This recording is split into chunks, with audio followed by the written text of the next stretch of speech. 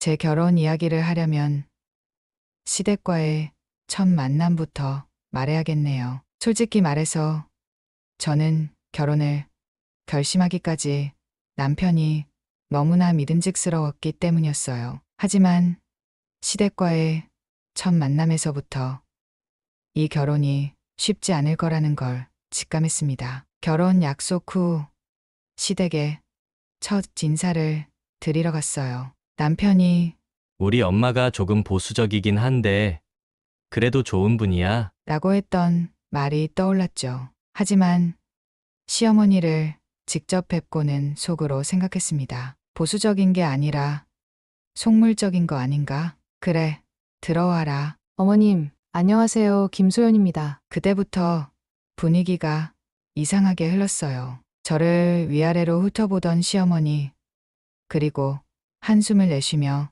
날린 첫마디. 38살까지 결혼 안 하고 뭐 했대? 순간 심장이 덜컥 내려앉았어요. 제 나이를 듣자마자 나오는 반응이 저렇게 싸늘할 줄은 몰랐죠. 그래도 웃으며 대답했어요. 대학원을 다니면서 공부를 좀 오래 했어요. 그래서 취업도 늦었고요. 그런데 그 순간 옆에 있던 도련님이 비웃듯이 한마디 던졌어요. 형수님, 대학 어디 나오셨어요? 아, 저는 포항공대 나왔어요. 그러자 도련님의 얼굴이 묘하게 일그러지더니 시어머니와 눈을 마주치며 코웃음을 치더군요. 헐, 포항.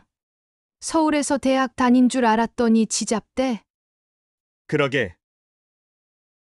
요즘은 서울대 정도는 나와야 알아주지. 그 말에 남편이 나섰어요. 엄마, 포항공대가 서울대랑 비슷한 수준이야. 그걸 몰라? 하지만 시어머니는 단호했어요. 몰라 모르면 그냥 없는 대학이지. 전 그냥 웃으며 넘겼어요. 모르면 모를 수도 있죠. 하지만 기가 막혔던 건 그 이후의 대화였습니다. 대학 얘기가 끝나자 이번엔 돈 이야기가 나왔어요. 시어머니는 바로 직격탄을 날렸습니다. 집은 어떻게 할 건데? 남편이 침착하게 대답했죠. 소연이가 2억 정도 모아놨고 나랑 합치면 20평대 정도는 구할 수 있을 것 같아요. 그 순간 시어머니의 표정이 싹 변했어요. 부모님은 안 도와주시고? 네, 저희 둘 다 나이도 있고 부모님께 손 빌리지 말고 저희끼리 하기로 했어요. 그러자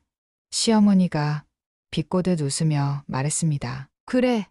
나도 뭐 그럼 도와주진 않으마. 나중에 우리 집은 집 사줬는데 시댁은 안 도와줬다 같은 소리 하지 마라. 남편이 바로 받아쳤어요. 엄마, 우리가 원해서 그렇게 하는 거야. 괜찮아. 그러자 시어머니가 고개를 저으며 중얼거렸어요. 돈이 없으면 결혼을 하지 말아야지. 그 순간 남편과 저는 서로 눈을 마주쳤어요. 저도 느꼈죠. 이 결혼 쉬운 길이 아니겠구나. 며칠 후 남편이 저녁을 먹고 집에 들어오자마자 한숨을 내쉬었어요. 엄마랑 통화했는데 또 돈 얘기야. 전 이미 예상하고 있었어요. 남편이 스피커폰으로 들려준 시어머니와 도련님의 대화는 이러했습니다. 걔네 집에서는 진짜 몇 천도 안 도와준다더라. 예단도 안 하고 예물도 안 한다지. 그런 거 보니 진짜 돈 없나 봐. 형은 형수님 잘못 고른 거 아니야? 야, 그러게.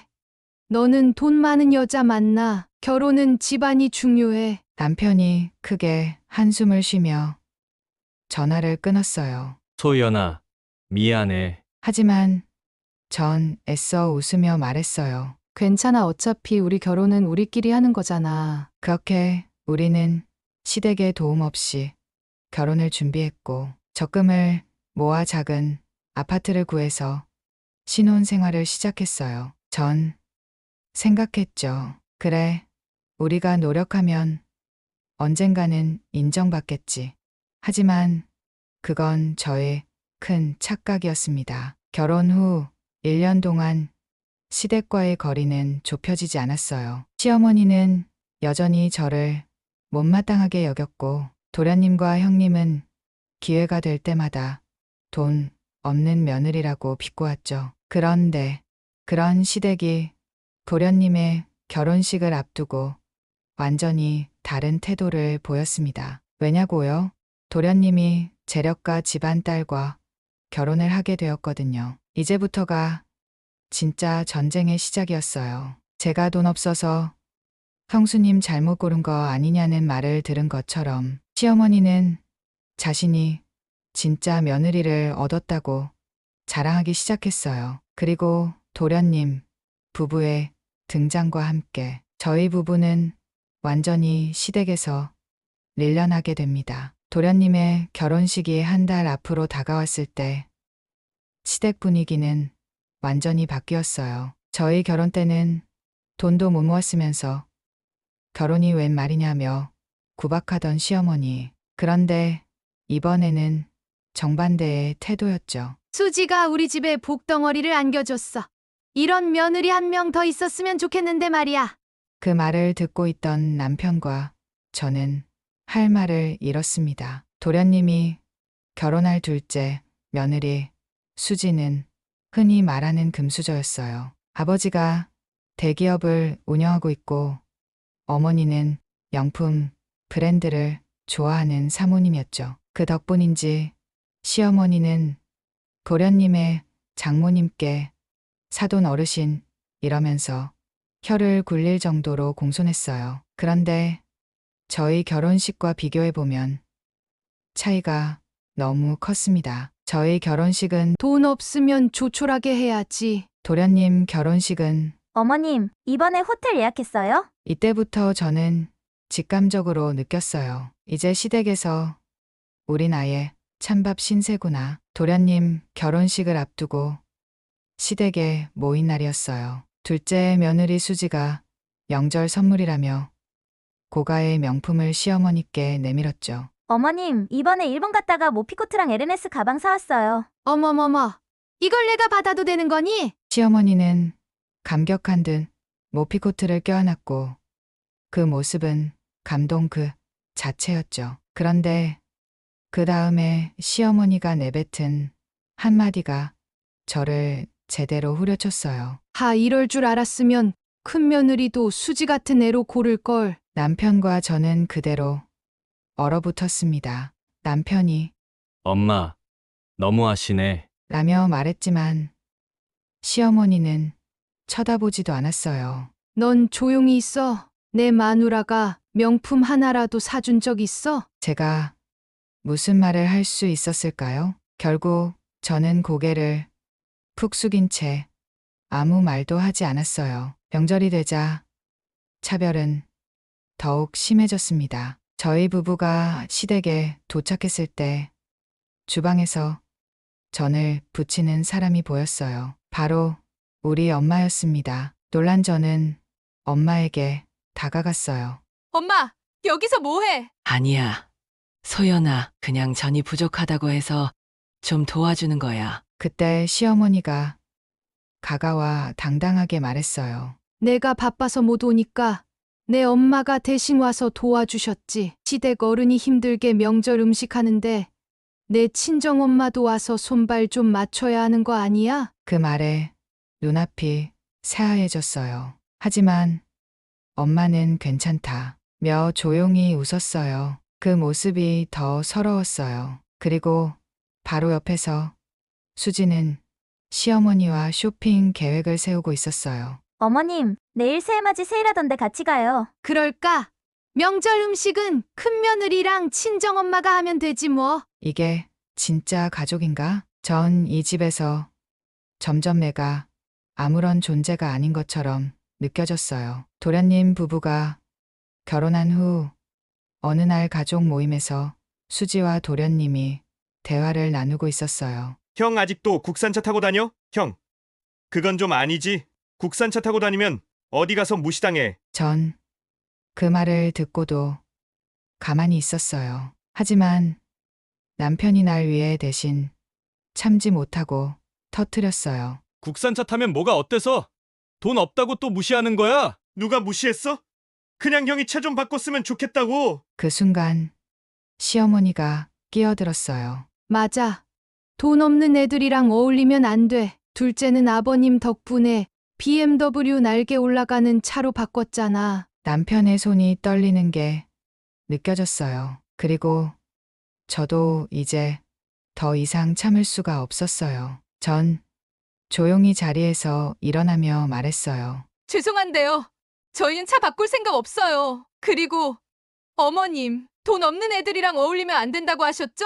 그럼 저희도 이제 어머님이랑 어울리지 않는 게 맞겠네요. 그 말을 남기고 남편과 저는 그대로 자리를 박차고 나왔어요. 그날 이후 시댁과의 연락을 끊었어요. 그렇게 시댁과 연락을 끊은 지 1년이 지났어요. 그러던 어느 날 갑자기 남편의 휴대폰이 울렸습니다. 전화기 화면에는 1년 동안 연락 없던 도련님의 이름이 떠 있었습니다. 남편은 당황한 듯 전화를 받았어요.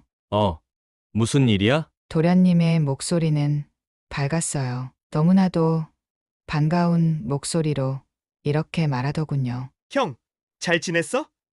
형수님도 같이 있어?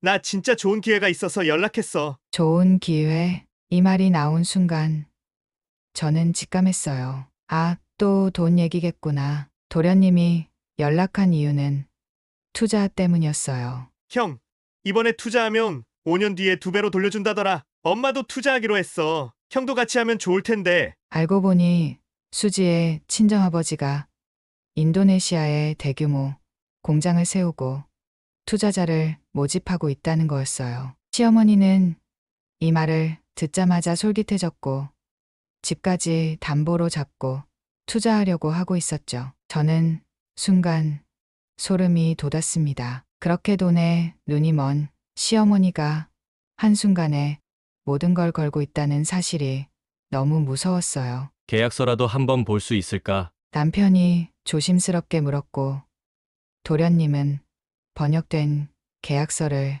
보내줬어요. 저는 계약서를 자세히 살펴보다가 결정적인 문제를 발견했습니다. 한국어 번역본은 투자자가 안정적인 수익을 얻을 수 있음. 영어 원본 계약서는 투자금 반환 보장이 없음. 손실 발생 시 책임 없음. 네, 여러분, 이건 그냥 사기였습니다. 저는 남편을 바라보며 단호하게 말했어요. 이거 계약 내용이 조작돼 있어. 시어머니랑 도련님, 전 재산을 날릴 수도 있어. 남편도 계약서를 읽어보더니 얼굴이 창백해졌어요. 이거 진짜 이상하다. 엄마한테 당장 말해야겠어. 저는 바로 시어머니에게 전화를 걸었습니다. 어머님, 이거 계약서가 뭔가 이상해요. 다시 한번 변호사랑 상의해 보세요. 그런데 시어머니의 반응은 어땠을까요? 역시나 제 말을 들으려고도 하지 않으셨습니다. 너 같은 게 뭘 안다고? 내가 대기업 다닌다고 사업까지 아는 줄 아나 본데. 사돈 어른이 직접 투자하는 건데 내가 걱정할 필요 없어. 우리 집 일에 참견하지 마라. 저는 한숨을 쉬며 마지막으로 말했어요. 나중에 후회하지 마세요. 이거 진짜 위험한 계약이에요. 하지만 시어머니는 비웃듯이 전화를 끊어버렸습니다. 그 순간 저는 깨달았어요. 이제 더 이상 말려도 소용이 없겠구나. 그렇게 저는 끝까지 시어머니와 도련님을 말렸지만 결국 그들은 전 재산을 투자하고 말았습니다. 그 결과가 어떻게 됐을까요? 네, 여러분, 1년 뒤 시댁은 파산했습니다. 그렇게 1년이 흘렀습니다. 그동안 시댁과는 일절 연락 없이 지냈어요. 그런데 어느 날 남편의 휴대폰이 울렸습니다. 화면에는 어머니라는 두 글자가 떠 있었습니다. 남편은 한동안 망설이더니 결국 전화를 받았어요. 엄마. 그런데 들려오는 목소리는 전과 너무도 달랐습니다. 평소 돈 자랑하던 시어머니의 목소리가 아니라 절박하고 떨리는 완전히 무너진 목소리였어요. 아들아, 제발 도와줘. 알고 보니 시어머니는 전 재산을 투자했다가 완전히 날렸습니다. 동생은요? 남편이 조심스럽게 물었어요. 그 녀석도 다 잃었어. 수지는 사기꾼이었어. 네, 맞습니다. 여러분이 예상한 그대로 도련님의 아내였던 수지가 사기꾼이었던 거예요. 수지의 친정아버지라고 했던 사람은 애초부터 그녀의 공범이었고 투자금을 챙긴 뒤 도련님과 시어머니를 버리고 잠적해버린 거였죠. 시어머니는 집까지 담보로 잡았기 때문에 이제 남은 게 하나도 없었습니다. 집은요? 담보 대출을 못 갚아서 다음 달이면 경매에 넘어간단다. 그러니까 시어머니와 도련님 길거리에 나앉게 생긴 거죠. 그날 밤 남편은 깊은 한숨을 내쉬며 저를 바라봤어요. 우리 어떻게 해야 할까? 전 조용히 남편을 바라보다가 단호하게 말했어요. 어떻게 하긴 그동안 우리한테 했던 말들 기억 안 나? 내가 돈 없다고 무시하고 처가가 부자 아니라고 차별하던 분이야. 그런데 이제 와서 우리가 도와주길 바란다고? 남편도 아무 말 없이 고개를 숙였습니다. 그리고 며칠 후 시어머니가 직접 저희 집을 찾아왔어요. 그동안 저를 무시하고 깔보던 그 당당한 모습은 온데간데 없고 초라한 옷차림에 얼굴까지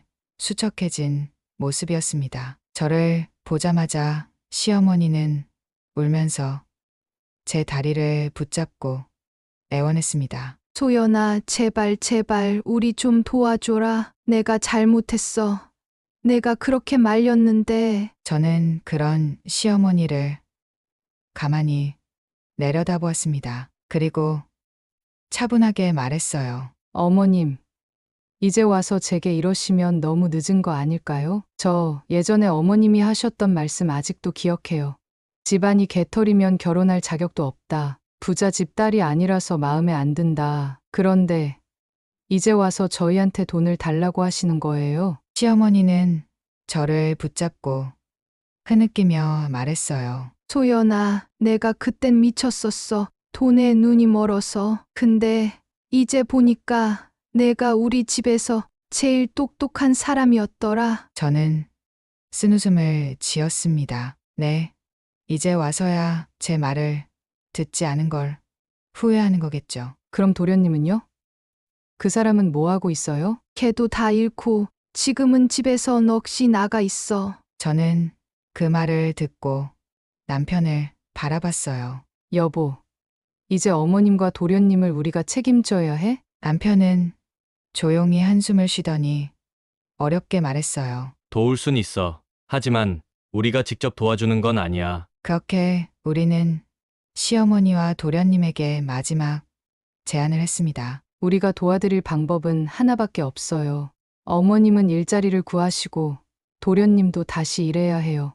우리가 직접 돈을 드릴 순 없지만 일할 기회를 드릴게요. 시어머니는 눈을 동그랗게 떴어요. 내가 일을 하라고?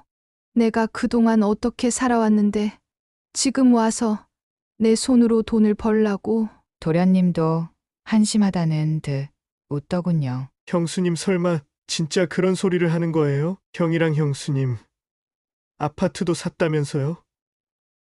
우리 좀 도와주는 게 그렇게 어려워요? 저는 차갑게 웃으며 말했어요. 아니요, 어려운 게 아니라 당연한 거죠. 우리는 그 돈을 받기 위해 열심히 노력했으니까요. 그동안 어머님이랑 도련님이 우리를 어떻게 대했는지 기억 안 나세요? 가난한 사람은 무시해도 된다고 했잖아요. 그럼 이제 우리도 어머님이랑 도련님을 무시해도 되겠네요. 그러자 시어머니와 도련님은 할 말을 잃었습니다. 우리는 돈을 주는 대신 시어머니와 도련님이 직접 돈을 벌 수 있도록 도와주기로 했습니다. 어머님은 요양보호사 교육을 받아보세요. 정부 지원도 받을 수 있어요. 도련님은 택배 일이라도 하세요. 요즘 택배 기사님들 월 500은 버시잖아요. 시어머니는 끝까지 거부했습니다. 이 나이에 무슨 일을.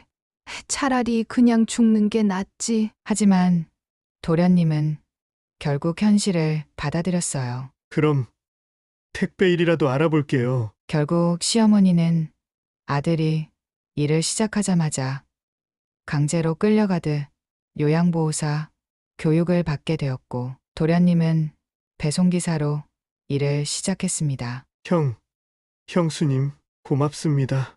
일을 시작한 지 한 달쯤 지나 도련님이 남편에게 보낸 메시지였습니다. 그제야 그는 깨달은 거겠죠. 세상에 공짜는 없다는 걸. 지금 저는 시댁과 완전히 연락을 끊고 살고 있습니다. 남편도 시어머니에게 딱 한마디만 남겼어요. 엄마, 이제라도 정신 차려. 우리가 준 마지막 기회를 놓치지 마. 그리고는 시댁과 다시는 연락하지 않았습니다. 더 이상 시어머니의 돈 자랑을 들을 필요도 도련님의 무시를 참을 필요도 없으니까요. 여러분, 돈에 눈이 먼 사람들의 말로가 어떤지 보여드리는 이야기였습니다. 이제 저는 남편과 함께 우리만의 행복한 가정을 지키며 살아가려고 합니다.